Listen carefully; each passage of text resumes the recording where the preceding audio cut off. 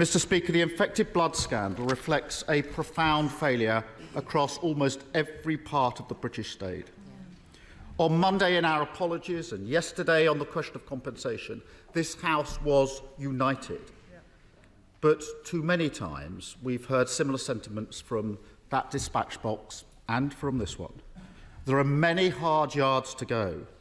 So does the Prime Minister agree with me that we will only now make real progress if we finally tackle the lack of openness, transparency and candour that Sir Brian Langstaff identified as having prolonged the victims' suffering for decades?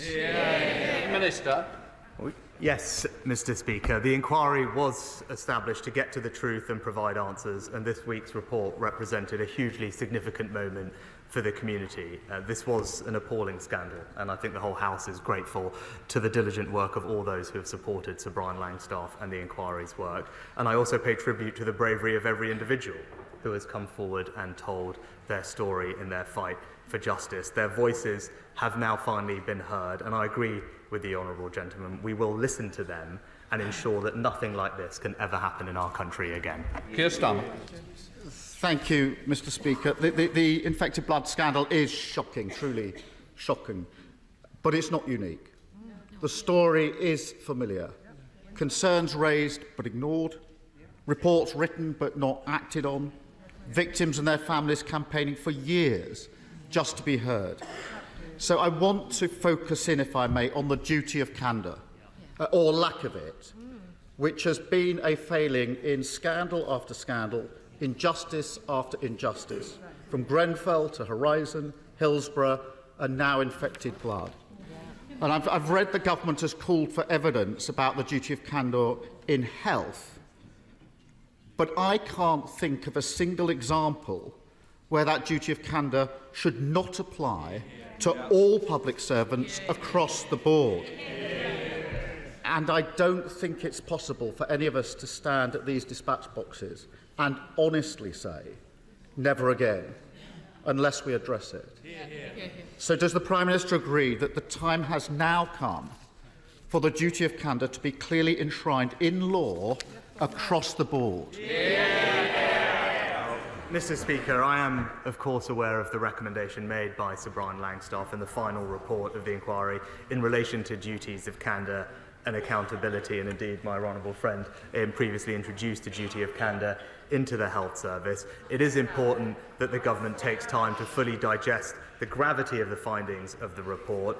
The wrongs which have been committed are devastating and life-altering for so many. Ensuring that nothing like this ever happens again is a priority, and of course we are sympathetic to that and going through the recommendations in detail at the moment before providing a comprehensive response. But of course, given the situation and the gravity of the findings, it's a recommendation that there is an enormous amount of sympathy for. Keir Starmer.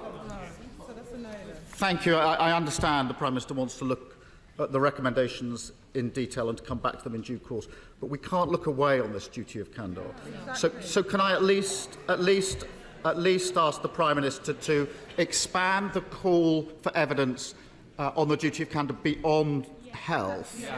We do owe that to the victims of Hillsborough and Horizon, and to work across the House to establish a far-reaching and binding duty of candour just as quickly as possible. Well, Mr. Speaker, I think the honourable gentleman will remember on Monday I said very specifically that the patterns and behaviour that we had seen in this appalling tragedy have been replicated in others, and I mentioned Hillsborough specifically. So I'm very aware that there are structural and behavioural cultural problems that we do need to fix. The duty of candour is something that, as I said, the principle, and there is an enormous amount of support for the principle of and sympathy for. He will understand we are digesting the full contents of the report, but of course we want to right the wrongs of the past and crucially ensure that nothing like this happens ever again. Thank you, Mr. Speaker. In his report, Sir Brian identified individual failures, a number of them, even cover-ups. But alongside that, he also found equally important and harder to reach institutional and cultural failings, including in the NHS.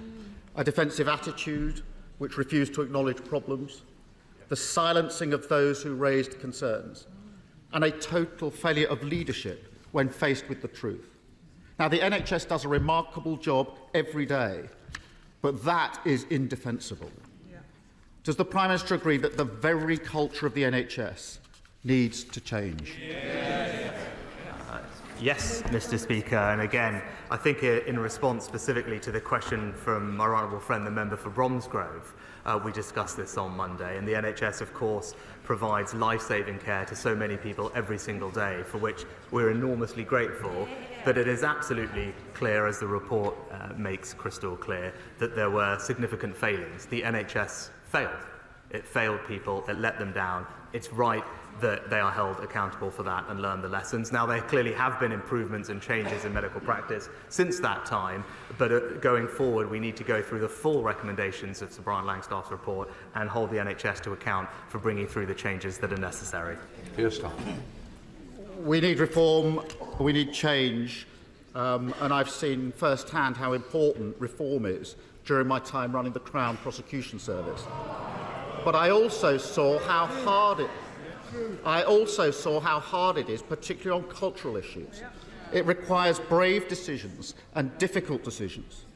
Now, 11 years ago, the Health Secretary, the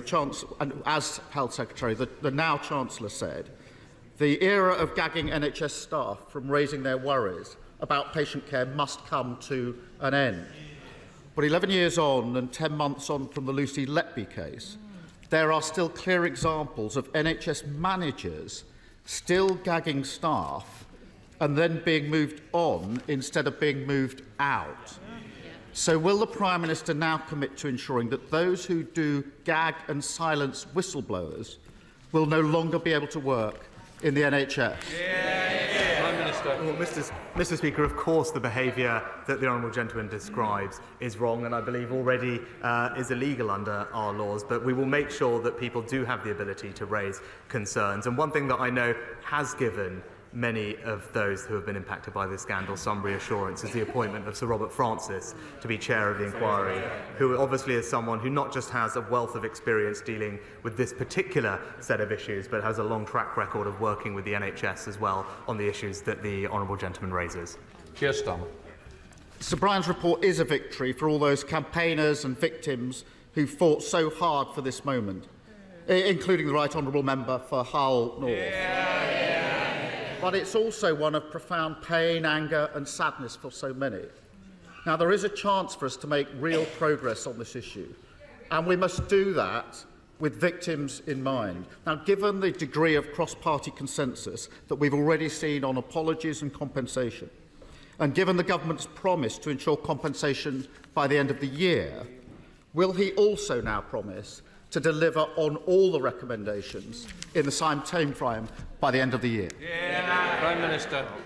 Mr. Speaker, of course, we want to deliver on the recommendations as quickly as practically possible, and indeed our expectation is that we can do that before the end of the year. But Sir Robert's appointment, as I said, will bring a wealth of experience, and it was crucial that the Chair had the knowledge and the expertise and familiarity with the issues here. His support for delivering the scheme and making sure that compensation can be paid by the end of the year, I think, will be invaluable. He talked about the community, and over the next few weeks, Sir Robert will seek views from the infected blood community, specifically on the proposed scheme, to make sure that the scheme will best serve those it is intended for. And our shared priority is delivering compensation to all those infected and affected with absolutely minimum delay, and begin bringing justice to all of those impacted.